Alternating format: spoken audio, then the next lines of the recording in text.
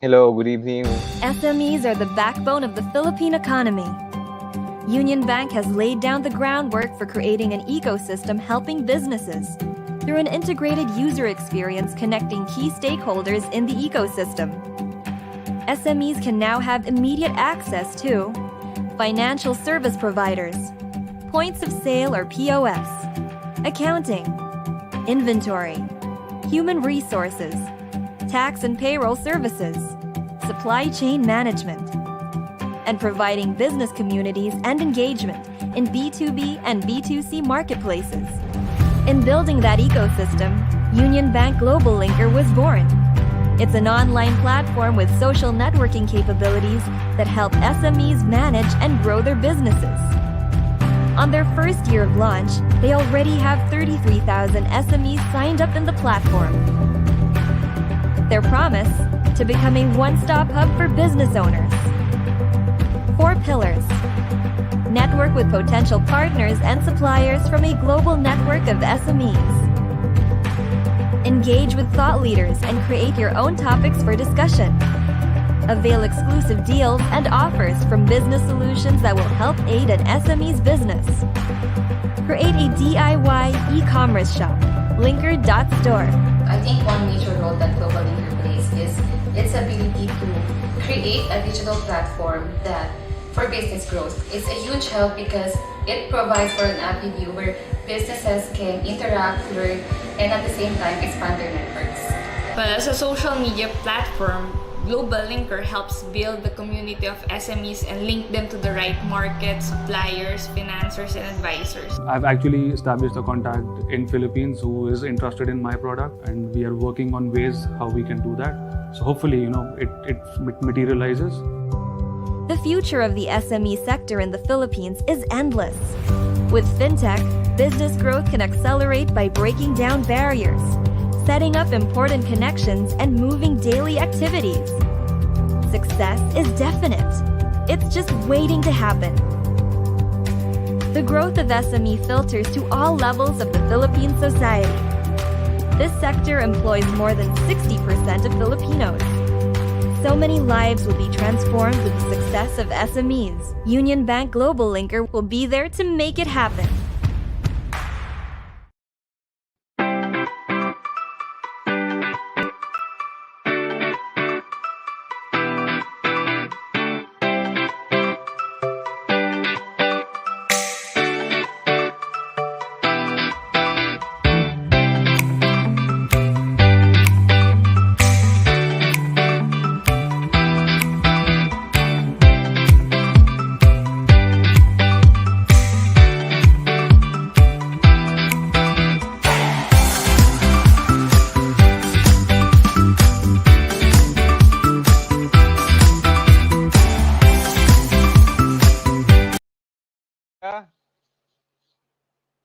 Hello, good evening.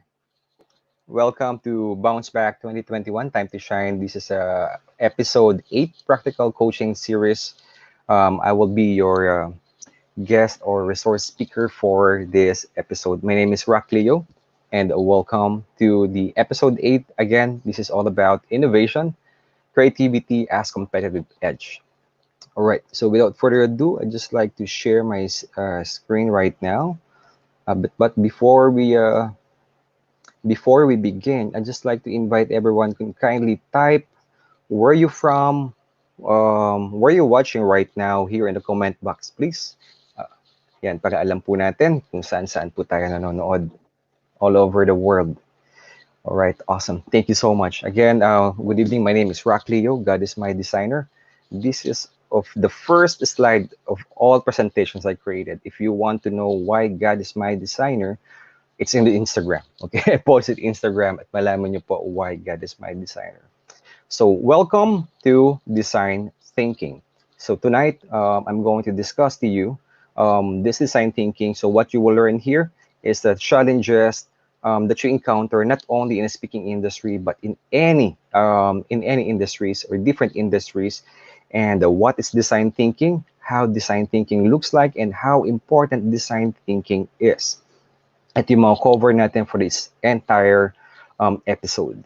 Okay, so by the end of this webinar, you should be able to discover the power of design thinking. So who is this for? This is probably for you or inspiring innovators who want to unstuck themselves. And also this is for the speakers, trainers, or consultants, no, marketer, or who have a business who are looking to complement their other skills and attract premium clients. This is also for you who are entrepreneurs and tired of hard selling and want to generate massive sales and revenue. And also, this is for the coaches, consultants who want to reach more clients and make more impact. This is also for salespersons who want to sell more without trying too hard. All right. So, without further ado, let's rock and roll. Are you ready to rock and roll? Can you please type yes here in the chat box, please? Awesome. Cool. So sa mga bagong dating lang po natin who are watching, kindly type your name please and where you from and your work so we could network here in our community. Okay, let's rock and roll. Ladies and gentlemen, I'd just like to introduce to you the fourth industrial revolution. So what's this? What's the relevance of a fourth industrial revolution in this topic? But before I discuss to you the fourth IR or fourth industrial revolution, let us go back muna, no? What is the first industrial revolution, second, and then third? So the first industrial revolution happens in 1765. This is mechanization, steam power, weaving loom. 1870 is all about mass production, assembly line, electric energy. And the second industrial revolution, that's the second industrial revolution. And for the third industrial revolution, this is automation, computers and electronics. Naabutan na po natin. It's happening na. So what is this fourth industrial revolution? This is all about cyber physical of systems, Internet of Things, and network. So lahat po ng company ngayon are all technology-based company. Wala na pong company na hindi technology-based. So if your company is not embracing technology or if your company is still manual, nako, mag-isip-isip na po kayo. Baka you could be part of the history. There are a lot of companies that didn't embrace technology. That's why they didn't make it. No? Hindi sila nag-survive in this fourth industrial revolutions. But let me give you some top 10 skills. Top 10 skills noong 2025. So this is based on World Economic Forum. In 2015, this is the top 10 skills. But in 2020, eto na po yung top 10 skills natin. So what are this, what's the difference between 2015 and 2020? Look at this po. I want you to observe on the 10th category from the 2015, and then now sa 2020, it jumped into creativity. Yes. Bro, pause muna. The screen's black, so... Oh, I'm sorry. Yeah. Okay, how you want to restart? Restart your screen muna, bro. Apologies, everyone. So we have a technical glitch. Yeah. Okay, sorry. I have a technical glitch. I'm just going to reshare my screen. Okay, double checking lang to. Reshare screen. Thank you for noticing that. Okay, so I hope my screen is working now. Is it working now? Yep, okay, bro. Cool. All right, thank you. Sorry for the technical problem. Again, I'm just going to start my slides again. All right, so good evening once more. My name is Rock Cleo. I apologize for the technical problem a while ago. Again, God is our designer. And this is my first slide in all my presentations. All right, let's now jump into this design thinking. Ito po ang matutunan natin tonight. So what you will learn today is the challenges in speaking industry or in any other industries. What is the design thinking, the definition of this, how design thinking looks like, and how important design thinking is to our organizations or into our businesses. So by the end of this webinar, you should be able to discover the power of design thinking. So who is this for? This is for aspiring innovators who want to unstuck themselves. And this is also for speakers and trainers who are looking to complement their other skills and attract premium clients. And this is also for entrepreneurs who are tired of hard selling and want to generate massive sales and revenue. And this is also for coach, consultants who wants to reach more clients and make more impact. Lastly, this is for the salesperson who want to sell more without trying too hard. Amazing, right? So let's rock and roll. Okay, ready? So medyo nabitin tayo kanina because of technical error, but bibilisan na lang po natin. So as I discussed a while ago, we are now already in the fourth industrial revolution. But let me send you back to the first, second, and the third industrial revolutions. Ano ba nangyari nung first, second, and third? So first industrial revolution is all about mechanization, steam power, weaving, loom. Second industrial revolution is mass production, assembly line, and electric energy. While in the third industrial revolution, this is automation, computers, and electronics. Most of us na-encounter na natin to. And now, on the fourth industrial revolution, this is all about cyber-physical system, Internet of Things, and network. So, if your company is still doing manual, mag-isip-isip na po kayo, no? Kasi lahat po ng company ngayon is now called tech company. Pag hindi pa kayo nag-evolve or hindi pa kayo nag-embrace ng technology, you will be part of the history. There are a lot of companies that didn't embrace technology at napag-iwanan na po sila. So now, I want you to observe at the top 10 skills of 2015 versus 2020. All of these facts came from World Economic Forum.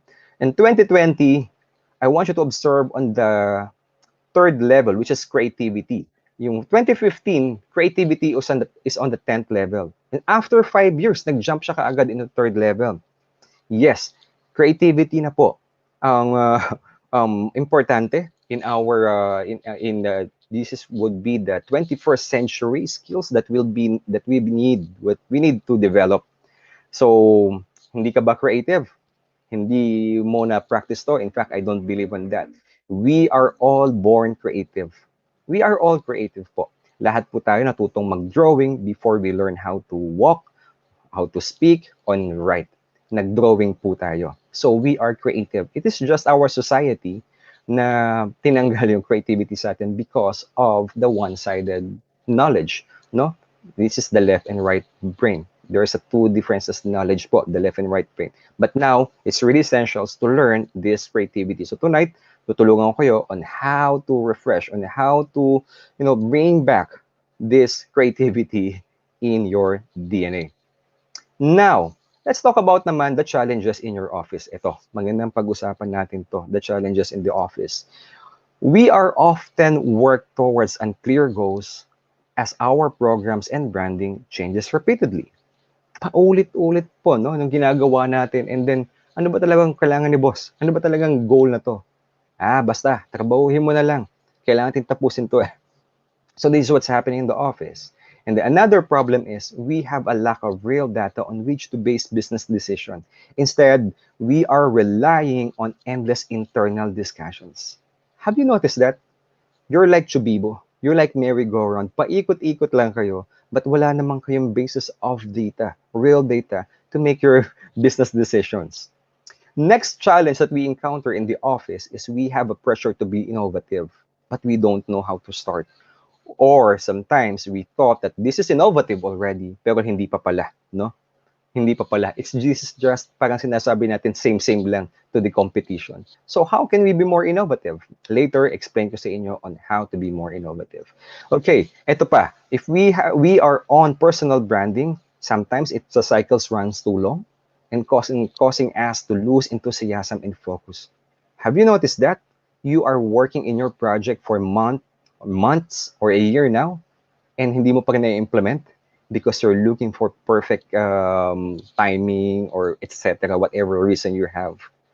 Nawawala na po enthusiasm natin and focus because of this prolonged process. And then, we have a challenge in this office as well because we made decisions on what we think we know. Ang problema, no? Parang insanity yan. We are doing the same things again and again, but we're expecting different results. This is about decision on what we think we know. So we made decision as well based on false and incomplete information or data. Minsan may nakukuha tayong data, false data pala yun, no? And then some other information na nakuha natin. I've learned this to a lot of my clients. They are searching for datas. sa Google, no? There's nothing wrong with sourcing sa Google. Pero ang sinearch nila is Western countries based. Hindi siya Philippine-based. Magkaiba po ang culture ng Western sa Philippine setup. So if you gather the information from US and then you're gonna apply that to the Philippines, good luck sa data na nakuha mo. Next, we are not in the new normal now. We are not in the new normal. We are now in the new reality. Feeling ko po, no, this is based on the experts. It's really hard to go back in the new normal because there is no new normal. This is our new reality. People are now adjusting to the new style of office, the new style of doing business. This is our new reality now. And now, in doing projects, ito po nakikita natin. In all projects that we encounter, ang akala natin sa project is from point A to point B. Flat line. Madali lang siya. But in reality, ganito po talaga ang pag-set up ng project, no? O paggawa ng project, or any projects, no? But if you have this kind of process, I think we understand, no, na ganito siya kahirap. Pero alam mo, by the end of the day, we will have this kind of smiley face with the heart icon in our eyes. Basta if you have process. And in design thinking, this is the definition of design thinking, ladies and gentlemen. Design thinking is correctly identifying the problem and coming up with a solution that meets human needs. It begins and developing and understanding people and ends with a solution that's really tailored for them. I highlighted that meets human needs. Importante po that we put human, audience, client, customer, whatever you want to call it, in the middle of each processes, in the middle of each ideas. Mali po kasi tayong lahat, or sometimes, no, we are so passionate about our product, we are so passionate about service, we forget to connect to our customer. Kaya pag naglabas tayo ng product, walang bumibili. Why? Kasi ikaw lang may gusto. Ilan ang percentage ng taong may gusto ng product mo o ng service mo? Ayaw naman nila. Simple lang yan. Feed someone the food that they don't like. Anong mangyayari? Isusuka niya din, no? Because they don't like it. Even in your body, if you put food in your body that your body don't like, we vomit it out. Kasi our body doesn't like it. Ganon din po sa customer natin. Don't feed them or don't give them service that they don't like. So the first thing that we need to do is to understand their persona, or they understand their behavior. Now, if you think design thinking is all about for graphic designer or any creative industry, nagkakamali po kayo. This is not for graphic designer only. Yes, I'm a creative director. It so happened I'm teaching design thinking. Pero hindi ito para sa amin lang as creative. Para din po ito sa iyo. So, if you Google design thinking at lahat lumabas tech-based, I'm sorry. Design thinking is not only for tech-based.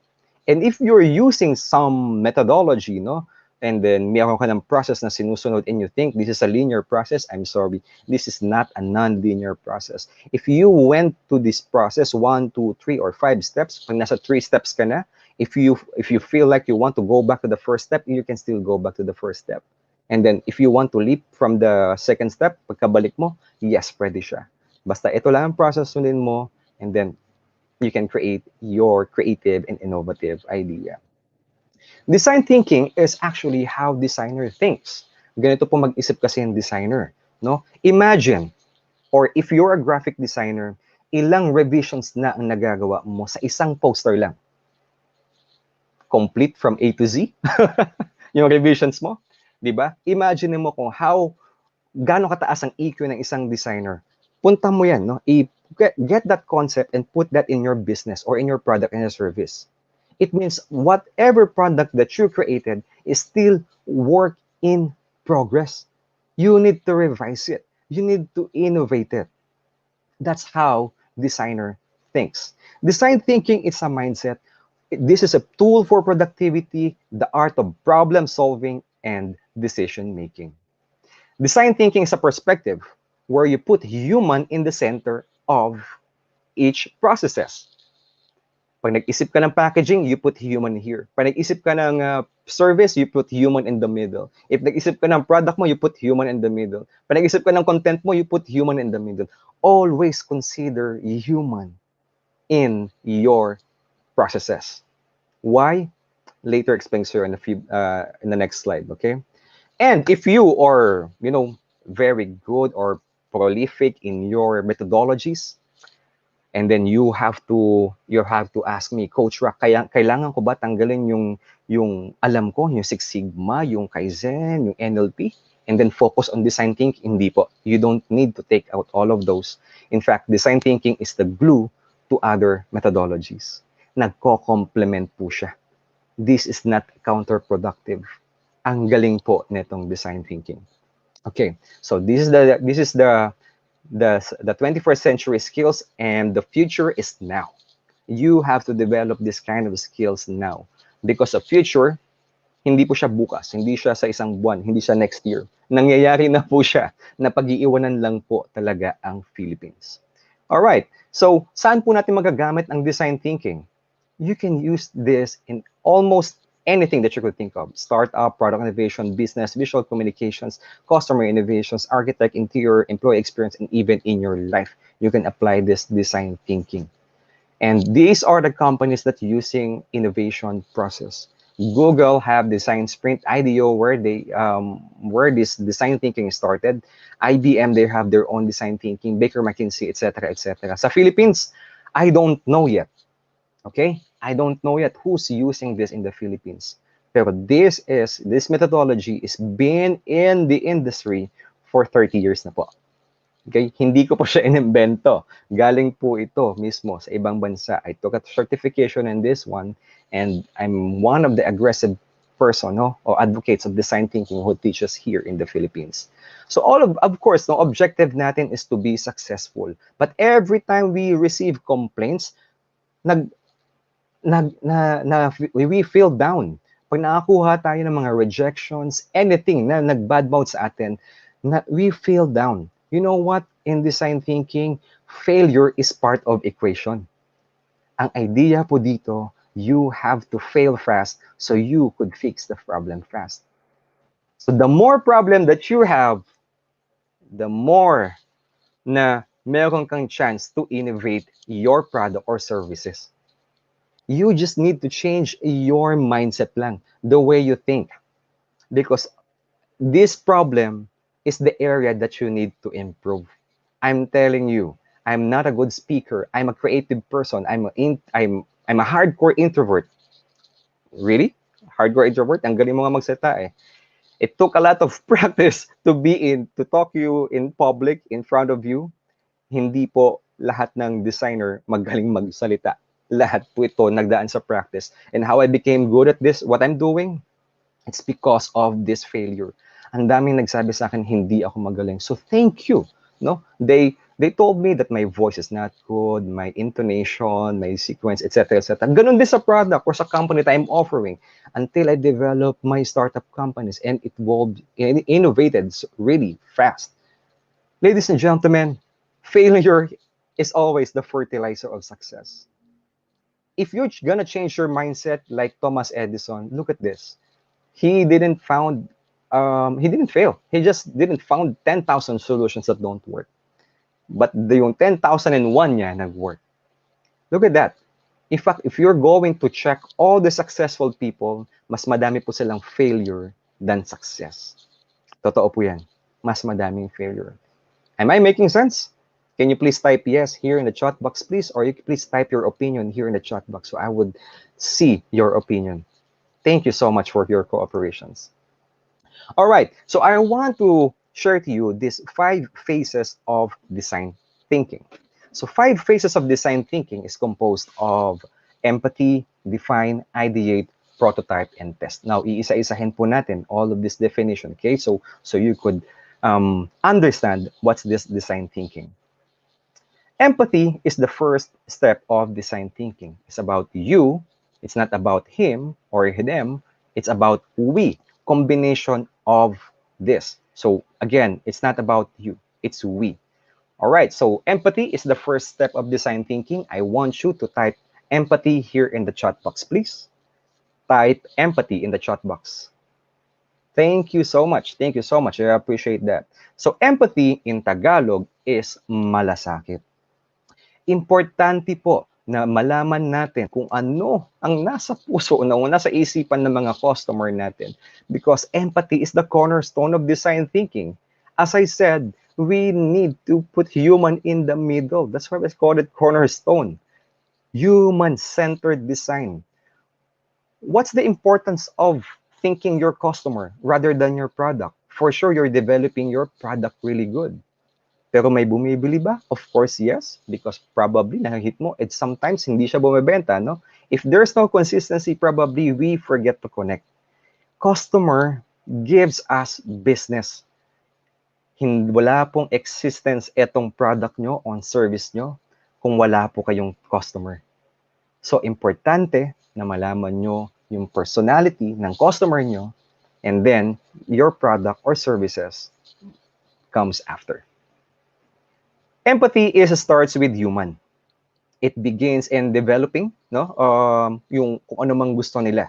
And then from there, you create a tailor-fit product or services for them. Again, empathy is not all about you.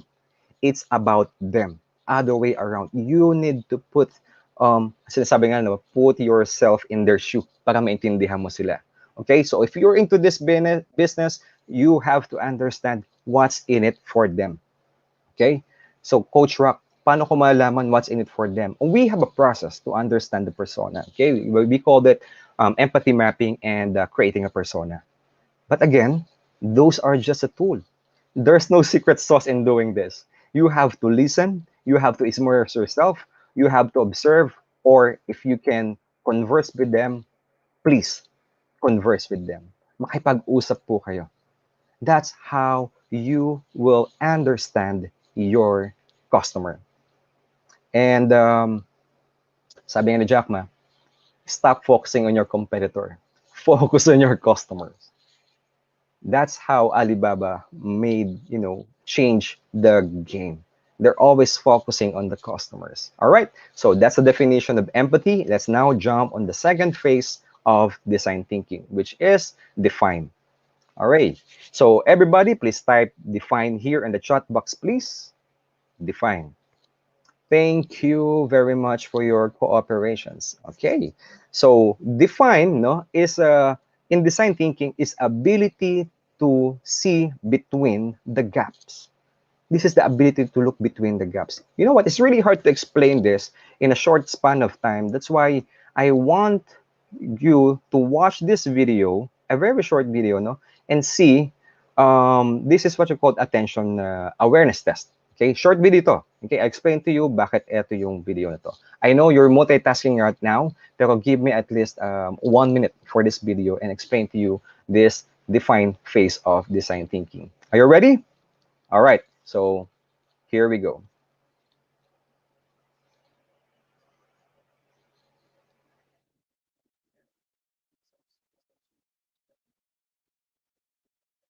So how many passes does the team in white make? Kindly count how many passes.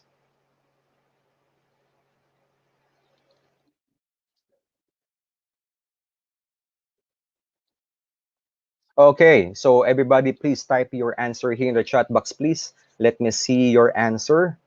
Please type it here. Thank you so much for typing your answer in the chat box. Okay, iba-iba po yung answer natin.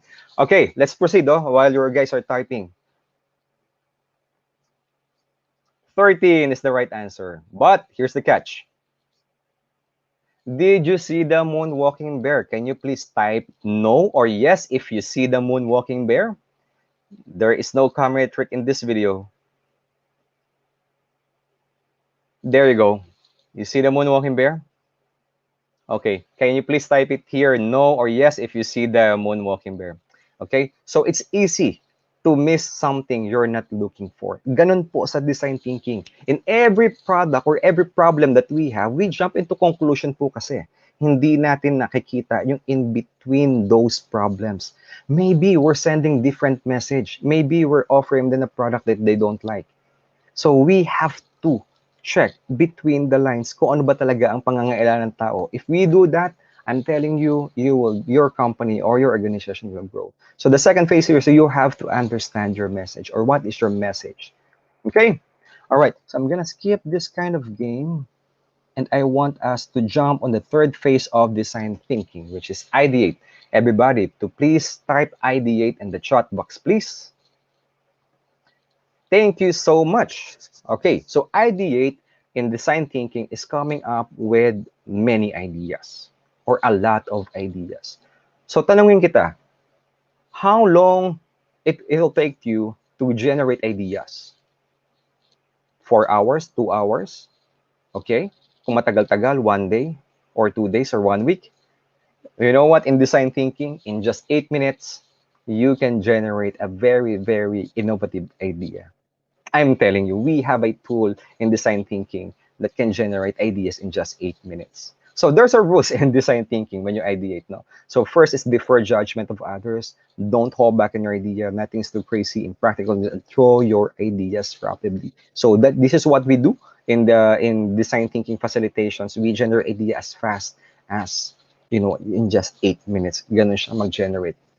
So if you're doing communications, you need to understand what will you offer for them. Okay? So ano bang i-offer mo sa kanila?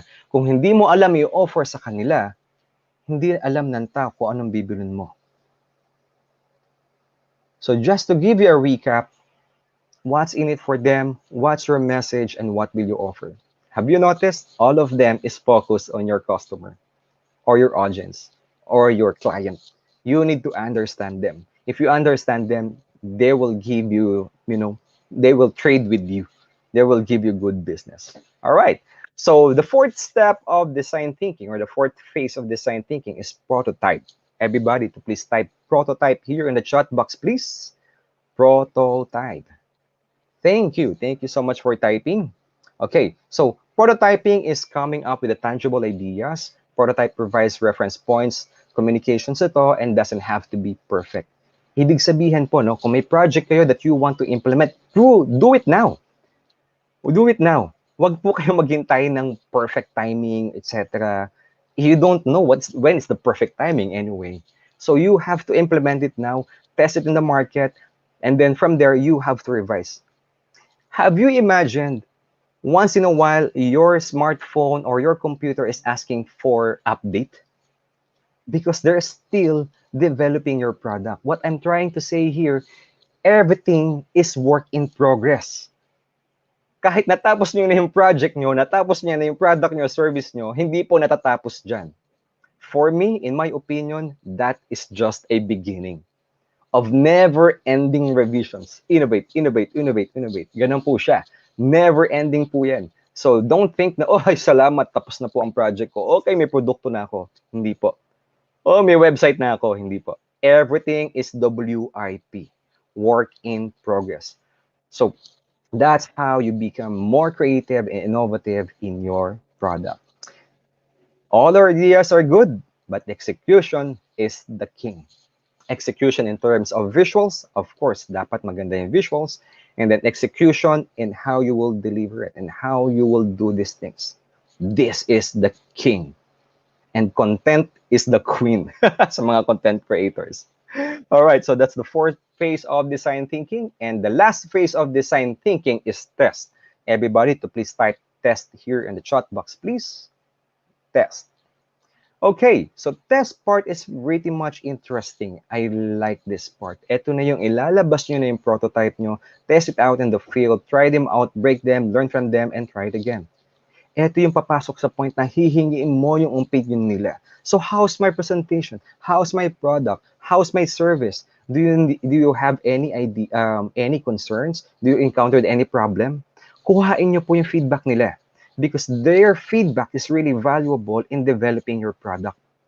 Kung wala kayong problema, that's a problem.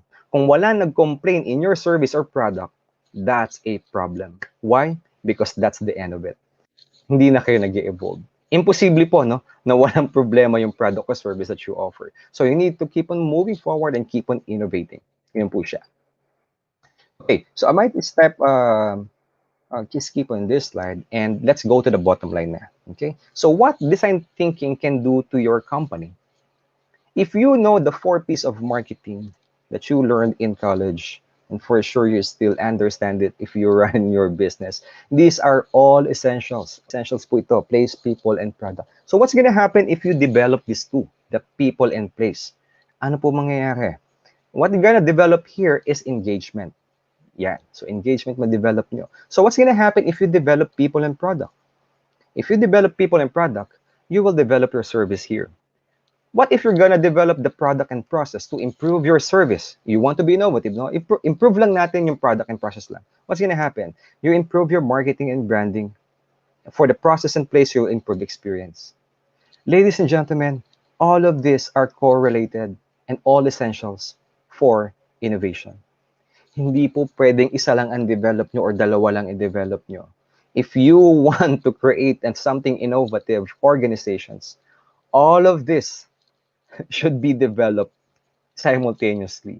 Hindi po tao lang i-develop nyo, ang pangit naman ng product. And focus naman kayo sa product, ang pangit naman ng place nyo, or you don't know where you sell it. And then, ang gulo-gulo ng process nyo.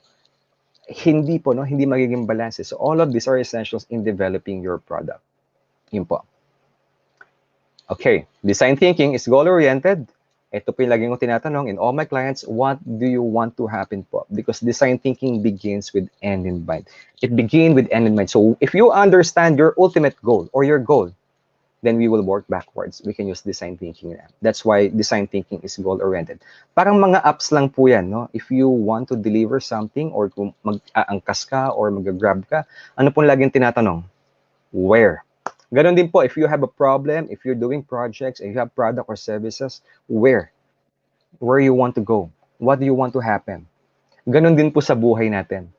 What do you want to happen to you after 5 years, 10 years? Ladies and gentlemen, the future is now. You have to innovate or die. These are the two only options na meron tayo. Innovate or die.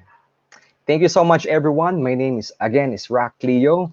I'm a design thinking consultant. I'm a certified design sprint master. I'm a growth hack marketing strategist. I'm a certified production innovation and customer experience. I'm a creative director, visual communication expert. You can follow me at LinkedIn, Instagram, Facebook, and YouTube. And I'm an Anvil awardee 2018 and 2019. I'm one of the top 100 Filipinos to follow at LinkedIn and top 77 Filipinos to follow at LinkedIn by giving top career advice. And I'm one of the top trainer and facilitator of creative innovation here in the Philippines. So please help me in my mission po to train 1 million people to be creative and innovative by using design thinking principles by the year 2030. So I took up my design thinking at National University of Singapore, my design sprint at AJ Smart Design Sprint Masterclass, and I'm one of the aggressive promoter of design thinking here in the Philippines. I became a mentor of Startup Weekends and Final Pitch, and I facilitated the 72 last year, 2020, despite of pandemic. Ang dami po nating workshops na nagawa. And despite the pandemic, tumaas din po yung strategic innovations that they handled in the other companies.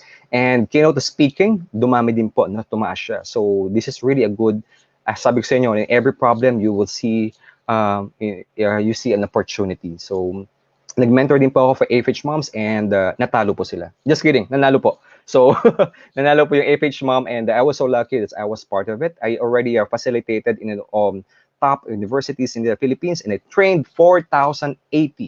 Hindi man siya ganoon kalaki pero still optimistic na maabot ko din yung 1 million mission with your help. So, these are the companies that I work with. Yung malalaking logo, malalaki pong magbayad yan. Yung maliit po magbayad. Yung wala po dyan, hindi pa bayad. So, wala pa po sila dyan nakalagay. So, I already spoke at engagement at Indonesia. I speak at Indonesia, in USA, and also in Dubai. So, this is my academy, Design Thinking, Learning, and Development. So, I speak, facilitate, and train all about design thinking. So please abangan nyo po, no? I will offer this design thinking masterclasses soon. Visual communications, design thinking masterclass for entrepreneurs, design masterclass for brand communications. And if you want to facilitate this design thinking, I have a masterclass for that as well. And this is my company, Growth Hack Playground, because design is in our DNA. So we cater to all your e-marketing needs. So we have social media playground, we have sales funnel playground, we have chatbot playgrounds, all for this e-commerce, personal branding, and real estate. So we have an affordable packages that will be out soon. Please, if you have any messages or questions about this, please send me a message. Again, please help me to train 1 million people to be creative, innovative by using design thinking principles by the year 2030. Thank you so much. Again, my name is Rock Cleo. I'm going to open now the floor for Q&A.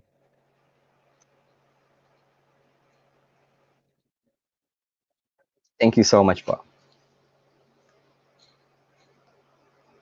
All right. So, wow. Ang daming messages na nakita ko dito. Okay, again, I apologize kanina sa technical error. Okay, so I'm going to, if you have any questions, please chat here in the chat box or we could check it. I could answer it for you. Okay, so we have a question here. How long should I spend an idea before throwing it out? Hello, Sean Hakoba. This is actually a good question. In ideation and design thinking, you will only given 1 minute to throw an idea. Yes, ganun kabilis. Yes, ganun kabilis sa design thinking. Time-based and time-bound po kasi ang design thinking. So, you will be pressured talaga to generate ideas. Ganun po. So, thank you for that questions. Oh, okay. Thank you so much. Thank you so much. Yeah, I understand. Okay, any questions? Any questions or comments from the... Okay, thank you for sharing expertise. I learned a lot. And thank you, Bounce Back here. Thank you so much as well. All right, so we have another question here. So how can design thinking help government institutions? Wow, this is a very interesting question. And malaking matutulong po ng design thinking in our government institutions. Number one, the process. Okay, the organizations will learn the process, and in fact, the bottom line here, they will learn or they will understand or discover the empathy. I think our government institutions is lacking of empathy. Share ko lang, no? I just went to LTO and simple lang naman yung violation ko. Simple yung violation ko. Pero it took me 72 hours waiting for my card to be available. And then pagdating ko doon, I was exposed in the possible COVID, no? Delikado for 3 hours just to pay for a minor damage. So I think kung mga ganun, no, baka if may empathy yung organizations na yon, pwede naman tayo magbayad na on the spot, no? And then maybe we could think of another solutions on how to make it easier for them. And then number one, in fact, madaming issues, no? Yun nga sabi ko, pag madaming issues ang government or government institutions, ang sarap niyang ayusin. Okay? Ang sarap apply ng design thinking. Pero what we can do here in the long run, we will be so effective. Okay, to give an insight, Singapore is implementing design thinking in all of their government agencies. Okay, kayo na po mag-explain kung paano po niya ginagawa. Kayo na po it's self-explanatory how good Singapore versus in our country. Knowing that the government implemented design thinking to train design thinking to all of their agencies. Yun lang po ang comparison. Thank you so. This is actually a good question. Okay, so may nagtangon, ano ang design thinking goal? Design thinking goal is depends sa'yo. Ano bang goal mo? If your goal is to solve this particular problem, okay, let's talk about business. If your goal is to earn millions of pesos every month or a year, we can do a design thinking on how to solve this. If your problem is about if your employee, wala silang engagement, wala silang camaraderie, wala silang harmony, we can use design thinking to that. If your problem is ikaw mismo, magulo yung time management mo, magulo yung how you solve everything, kalat-kalat ka, we can design thinking your life as well. I'm telling you, design thinking can solve almost any problem po. This is actually an amazing methodology, and most of the first world countries are using this design thinking methodology. Yes, I agree with the may comment po, no. We must implement design thinking to our LGU vaccination plan. Exactly, sir. Oo. Maganda po yung point na yan. That's what in fact, I'm offering my service sa kanila. Alam ko, nag-post ako noon for my free service to help them, no? To make these things work. Kasi, simple lang naman eh. If people have the process, hindi po tayo mahihirapan lahat, no? Process is the one thing that we need to understand, and what we need, do we need, no? In this 21st century. Ito po yung kailangan natin ngayon, process. Okay, so this is a good question. How much should I invest to get DT training? Mahal po siya.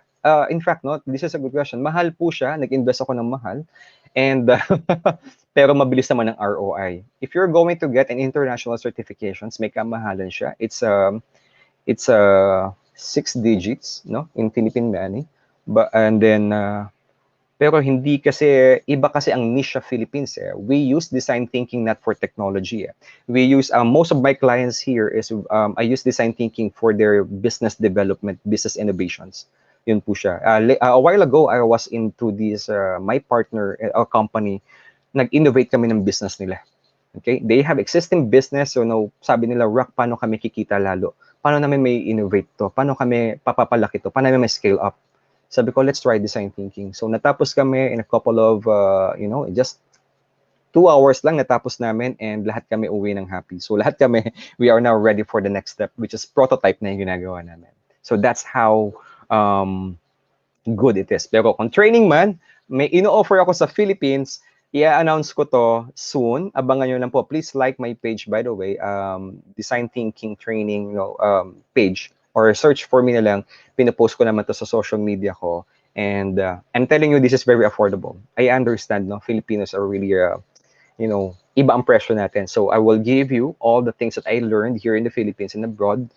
Ibibigay ko sa inyo lahat, all my the knowledge that that you could use, no, in your consultations, in your business, and how to facilitate design thinking. Yes, sa lahat ng discount, lahat ng bounce back na nanonood ngayon, no, swerte ka, may discount ka. Okay? I recorded naman to, no? So discounted po kayo. I'm telling you, you can guarantee. Pwede akong balikan ni Jason about this. I will give a discount to all people who watch this, and kung i-share nyo siya, bibigyan ko din kayo ng discount. Yes, hindi po ako mahirap kausap. Who invented it? Ng design thinking po ba? Your question, who invented design thinking? In fact, hindi po siya, hindi ko po alam, no? Pero ang ancestral po nito, to give a background, I have a history of design thinking, no? Hindi ko lang share dito. The history of design thinking started at the USA. Okay? Fast forward, IDEO developed this, and Stanford embraced this. That's why there's a design thinking Stanford. Doon po nagsimulan lahat, and the rest is history. But if you're going to ask me kung sino ang ancestral neto, kung sino ang lolo neto, I think ang lolo neto si Kaizen. Kasi when I observe all the processes step by step, it's almost similar to Kaizen, pero mas evolve lang siya ng onte. Okay? May tweak na ginawa sila, na kasi nakausap ko yung friend ko who are certified in Kaizen, and friend ko na NLP, and friend ko na Six Sigma. This is, in a layman's term, no, ang sabi ng friend ko na Six Sigma, na expert, no, this is a chewable Six Sigma. Okay? Or snackable Six Sigma. Kung hindi mo maintindihan Six Sigma, eto, design thinking, maintindihan mo siya. So, that's how design thinking is. That's what design thinking is. Okay, question. Are there any companies, content creators, who would like to recommend that good design thinking practices? This is a good question. In fact, sa Philippines, wala pang nagpa-practice ng design thinking to do a content creation. Wala pa po.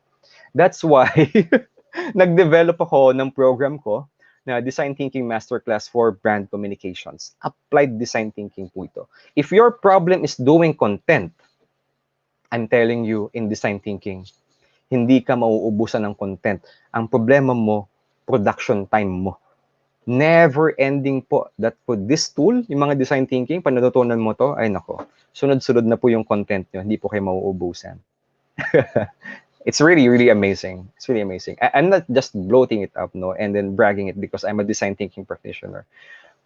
Amazing po talaga, these methodologies. Try to Google it, no? If you don't believe me, try to Google it po. Makita nyo po yung lahat ng sinasabi nila about design thinking. It's really amazing.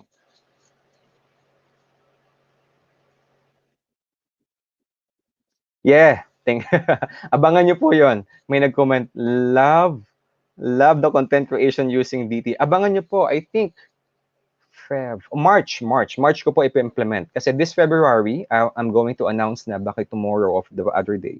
I'm going to announce that promote na, no, the Design Thinking Masterclass for Entrepreneurs. And then after that, the Design Thinking Masterclass for brand communications naman po. Okay, so may nagtanong, differences between, the difference between cultures in DT. So this is an interesting question. The cultures in DT, it depends on the environment po eh. It depends on to sa atin, no, sa Philippines, ibang-iba po yung design thinking natin compared to Berlin or Germany. Germany, in fact, by the way, ladies and gentlemen, they are crazy or they're gaga about design thinking. Sobra pong pagka-addict nila sa design thinking. And one of my friends living in Germany, kinuwento ko sa kanya kasi what I'm doing here in the Philippines. And when I mentioned about design thinking, sabi niya, oh, ang tao dito sa Germany, always go gaga with design thinking. Sabi ko, kumusta naman? They are so high-tech here. They're so high-tech. And they are making our lives easier. It's because of design thinking. Huwag kayong lumayo. Sa Singapore na lang. They use design thinking. Yung mga classmate ko doon from government agencies. And I'm the only Filipino studying design thinking doon. Okay, so between cultures, it depends, no? Kung ano po yung culture ng company. Adaptable po siya. In fact, agile din po si design thinking. For example, pharma, I conducted design thinking for pharma, tech company, fintech. Ang dami na po, no? Ang dami ko na-facilitate ng design thinking. Ang unang tanong nila parati sa akin, are you a industry expert? Hindi po ako industry expert. In fact, I don't know what you're doing po. So ang question parati, paano mo kami natulungan? Sabi ko, I'm not an industry expert, but I'm a process expert. Okay? So that's the difference between me to other methodologies, no? Or other facilitators. So design thinking facilitators are process experts. So with any culture and any organizations, you can help them. You can able to help them. You can solve their problem because this is neutral. This is neutral. You can use this in any fields.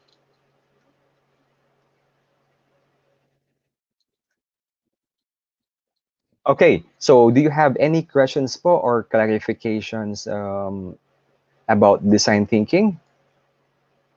Okay, so if you don't have any concerns about or any questions, maybe we should wrap it up na. But if you have some questions po along the way, makikita ko naman din po. Just leave your questions here na lang po, no? Para I could answer it, or maybe our admins could answer it. I could help you answer it as well. Just leave your comments na lang po. On demand naman po itong video. So kaya po namin siyang balikan. Just tag me na lang so I could answer your questions.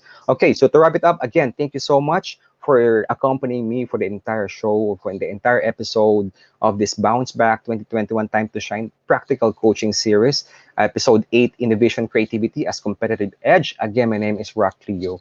I would just like to give thanks to our partners, Unionbank Linkers and Resellee. Also, please watch this BB21 or Bounce Back 2021 Practical Coaching Series episodes 9 and 10 that will happen tomorrow po yun. Okay? Don't miss it. Ang gagaling po na itong mga speakers na to. And it's between 6 p.m. Tune in na po kayo before 6 p.m. kasi mag-i-start po to on time. 6 p.m. It will end up at 8 p.m. po. Okay? So, stay tuned in this community. Ako din, naka-stay tuned din po ako. Ang dami ko natutunan dito. So for me, this is a privilege to talk here. And I'm so glad po, no? And I hope nakatulong po ako sa inyo. Thank you so much po. Stay safe, stay blessed, and mabuhay.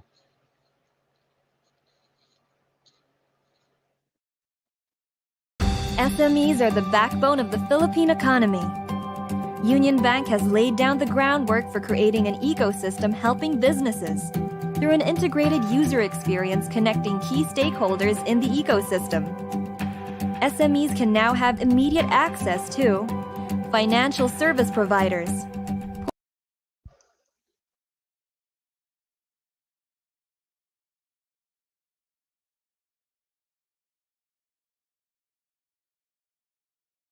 SMEs are the backbone of the Philippine economy.